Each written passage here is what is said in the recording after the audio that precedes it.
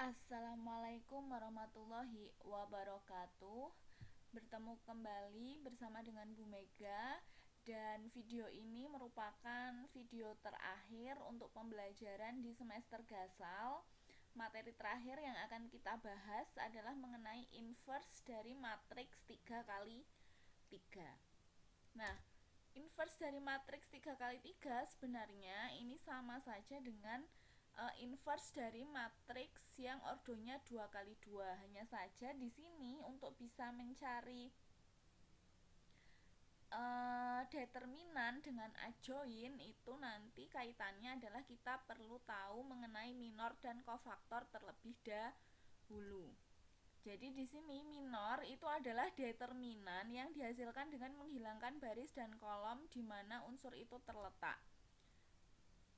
Nah, di sini minor disimbolkan dengan MRS, itu maksudnya adalah determinan dengan kita menghilangkan baris ke R dan kolom ke S. Langsung saja contohnya, ini kita punya matriks A, ordonya 3 kali 3, barisnya ini ada 3, kolomnya juga ada 3, anggotanya dari A11 sampai A33. Kalau A11 berarti ini terletak di baris 1 kolom 1, A12 terletak di baris 1 kolom 2, A13 terletak di baris 1 kolom 3 sampai terakhir A33 terletak di baris ketiga kolom ke-3. Nah, kalau kita diminta untuk mencari M11 atau minor 11 itu berarti maksudnya kita diminta untuk mencari determinan dengan kita hilangkan baris ke-1 dan kolom ke-1. Jadi baris 1 kolom 1 hilang, maka tinggal A22, A23, A33, A32, A33 kita cari determinannya. Maka determinannya ini kan matriks 2 kali 2, berarti tinggal A22 dikali A33 dikurangi dengan A23 dikali dengan A33. Nanti ini kalau di sini diganti angka berarti bisa ya. Ini kan masih menggunakan simbol. Kemudian ada lagi M32, berarti kita hilangkan baris ketiga, kolom kedua, maka tinggal tersisa A11, A13, A21, A23 dicari determinannya.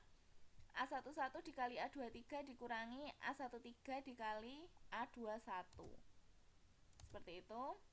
Kemudian untuk matriks A yang dimensinya itu tadi 3 kali 3, ordonya 3 kali 3 itu ada berapa minor? Berarti kan dari baris 1 kolom 1 berarti M11, M12, M13, M21, 22, 23 dan seterusnya. Karena ini jumlah anggotanya di dalam matriks A ini ada 9, maka banyaknya minor adalah 9 minor. Seperti itu ya. Cukup kita hilangkan baris dan kolom, kemudian dicari determinannya. Kemudian setelah minor ada yang namanya kofaktor. Jadi kofaktor ini berhubungan dengan minor. Tadi kalau minor kan simbolnya MRS. Sekarang kalau kofaktor adalah CRS, itu rumusnya min 1 dipangkatkan R plus S dikalikan dengan MRS. Langsung saja kita ke contoh untuk memperjelas. Kita punya matriks A itu anggotanya ini 21 min 1, 134 min 2 min 1, 1. Kemudian ketika kita mencari C11 berarti kan ini kofaktor baris ke-1 kolom ke-1. Maka min 1 dipangkatkan 1 plus 1 karena ininya R-nya 1, S-nya 1. Berarti min 1 dipangkatkan 1 plus 1 dikali dengan M11. M11 itu minor dengan kita hilangkan baris 1 kolom 1. Berarti baris 1 kolom 1 ini hilang, maka tinggal tersisa yang ini. 34 min 1, 1 dicari determinannya. Ya, min 1 dikuadratkan berarti kan jadi plus 1. Ini determinannya dicari berarti 3 dikali 1, 3 dikurangi 4 dikali min 1, 3 min 4 berarti jadi 3 plus 4, 7. Maka kita punya 1 dikali 7 sama dengan 7. Kemudian C12 berarti kan ini di sini R-nya 1, S-nya 2, maka min 1 ditambah 1 min 1 dipangkatkan 1 plus 2 dikali M12 atau minor 12. Berarti min 1 pangkatkan 3, M12 hilangkan baris ke 1 kolom kedua. Maka tinggal 1, 4 dan min 2, 1. Ya, kita cari determinannya. Min 1 pangkat 3, min 1. Ini dicari determinan. 1 kali 1, 1. Min 4 kali min 2, min 8. Berarti 1 min 8, 1 plus 8 kan 9. Min 1 kali 9 itu min 9. Kita cari terus dan seterusnya ya. Semuanya sampai jumlahnya ada 9 kofaktor, sama seperti halnya minor tadi ya. Berarti dari 11, 12, 13, 21, 22, 23, 31, 32 dan sampai terakhir 33. Seperti itu dicari, ternyata hasil-hasilnya adalah ini. Nanti bisa kalian coba cross check sendiri dengan menggunakan rumus ini tadi ya. Nah, kemudian setelah tahu minor dan kofaktor, ini nanti ada yang namanya matriks kofaktor. Jadi matriks kofaktor itu matriks yang anggotanya itu berupa kofaktor dari suatu matriks. Misalkan ini. Yang gampang aja kita pakai matriks ordo 2x2, 3, 2, 4, min 5. Berarti kita perlu cari kofaktor-kofaktornya dulu dari C11. Kita gunakan rumus tadi ya. Berarti min 1 dipangkatkan 1 plus 1 dikali M11. M11 berarti hilangkan baris 1 kolom 1 berarti min 5. Tadi min 1 pangkat 2 kan jadinya 1. 1 dikali min 5 dia hasilnya min 5. Maka C11 hasilnya min 5. Kemudian C12 berarti kan min 1 dipangkatkan 1 plus 2. Min 1 dipangkatkan 1 plus 2 berarti kan hasilnya min 1. Berarti min dari M12. Tinggal hilangkan baris ke 1 kolom kedua didapat 4. Kemudian di sini ada minnya berarti jadi min 4. Dan seterusnya sampai C21 diperoleh min 2, C22 diperoleh 3. Jadi kalau min 1 dijumlahkan, ini kan hasilnya ganjil 2 plus 1, maka di sini ada negatifnya. Tapi kalau dijumlahkan ini min 1 dijumlahkan C22 kan 2 tambah 2 4 genap. Berarti di sini nggak perlu ada tanda negatifnya. Gitu ya. Nah, matriks kofaktor itu berarti tinggal anggotanya ditulis C11, C12, C21, C22. Ini kan baris 1, berarti kamu pilih yang di depannya ini 1 indeksnya. Kalau ini baris 2, berarti pilih yang indeks di depannya ini 2. Berarti kita masukkan hasilnya min 5, min 4, min 2, dan 3. Kemudian ada lagi matriks adjoin. Matriks adjoin ini adalah transpos dari matriks kofaktor. Berarti transpos itu apa? Transpos itu baris diubah menjadi kolom, kolom diubah menjadi baris. Jadi tadi ini matriks K itu kan anggotanya min 5, min 4, min 2, 3. Min 5, min 4 ini kan baris. Min 2, min 2 sama 3 ini kan baris. Lah kalau mencari adjoin berarti matriks kofaktor ini itu ditransposkan. Berarti min 5, min 4 ini kan baris berubah jadi kolom, maka di sini menjadi min 5, min 4. Ini kan kolom. Menjadi kolom 1. Kemudian min 2, 3 ini baris kedua menjadi kolom 2, berarti jadi di sini min 2 dan 3. Berarti kalau matriks adjoin itu transpos dari matriks kofaktor, baris diubah jadi kolom, kolom diubah jadi baris. Kalau di sini baris pertama ya berarti di matriks adjoin menjadi kolom pertama. Di sini kan ini baris kedua, min 2 sama 3, berarti di matriks adjoin berubah menjadi kolom kedua, yaitu min 2 dan 3. Seperti itu ya.